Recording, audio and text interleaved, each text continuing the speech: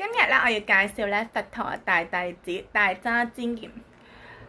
大迦旃延咧，我係睇《妙法蓮華經》咧先睇到嘅。咁我睇到之後咧，我覺得我要好好學習，所以我今日想介紹。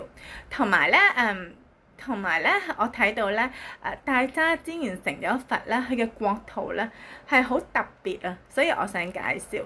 係啦，咁大迦旃延咧會成佛嘅，喺最後身係會成佛。咁佢成佛咧，佢個名咧係好聽嘅，叫做閻浮那提金剛如來，係啦，係。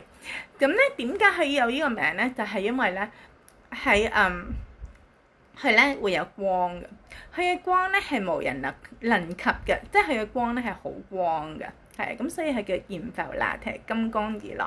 係啦，咁而喺成佛嘅經過咧，其實係好好，佢咧就係係好好，係啦。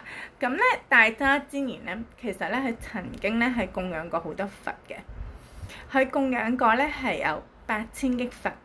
咁佢點樣供養咧？佢就用咗好多好好嘅工具去供養佛。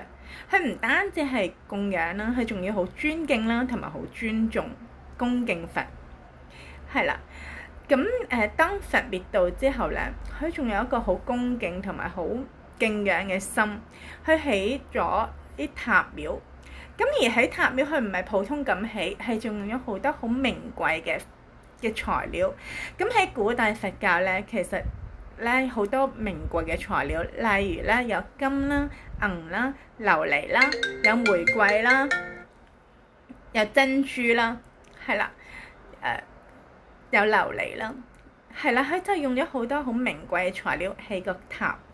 咁喺個塔入邊做咩咧？入邊係供養緊佛嘅舍利，佛身上嗰啲舍利，係啦。咁佢唔單止喺個塔係供養舍利，佢仲要咧好恭敬、好供養呢個塔，就係用咗好多唔同嘅好靚嘅工具啦，例如用咗香啦，唔同嘅香，用咗花啦，亦都用咗床幡啦。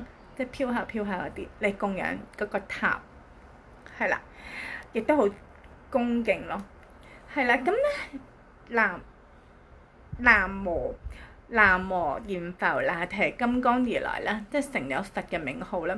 佢嘅國土咧係好清淨嘅，咁佢個國土咧係好莊嚴啦，同埋好多寶樹啦。咁亦都個地下咧係平嘅，係啊，同埋咧係玻璃為地，係啦。咁咧佢嘅國土好特別，係好清淨。咁咧係清淨到咧見者歡喜啊！佛經咁樣形容，即係咧見到嘅人好歡喜。而佢嘅國土入邊咧係冇4惡道嘅。通常講無3惡道，佢就冇4惡道，即係好清淨啦。即係冇地獄啦，冇餓鬼啦，冇畜生啦，亦都冇阿修羅道。而阿修羅咧就喺係咧一啲人嚟嘅，係個人嗰啲人咧好靚，但係咧佢成日發脾氣同埋好嬲嘅成日都係啦。咁佢國土就冇4惡道。咁佢國土有咩咧？其實佢國土咧好清淨，有天啦，有人啦，有好多菩薩，有無量萬億菩薩，係啊，所以好莊嚴咯。佢嘅國土係呢個就好特別啦，係啊。咁咧而大迦旃延啊，佢亦都咧亦都會受到咧十方嘅供養咯。因為咧點解咧？因為佢國土清淨，係度脫無量嘅萬億眾生。哇！真係佢咧唔單止去供養佛，佢仲要去度咗好多萬億眾生，係即係幫咗好多眾生，係。咁呢個咧就係《妙法蓮華經》卷3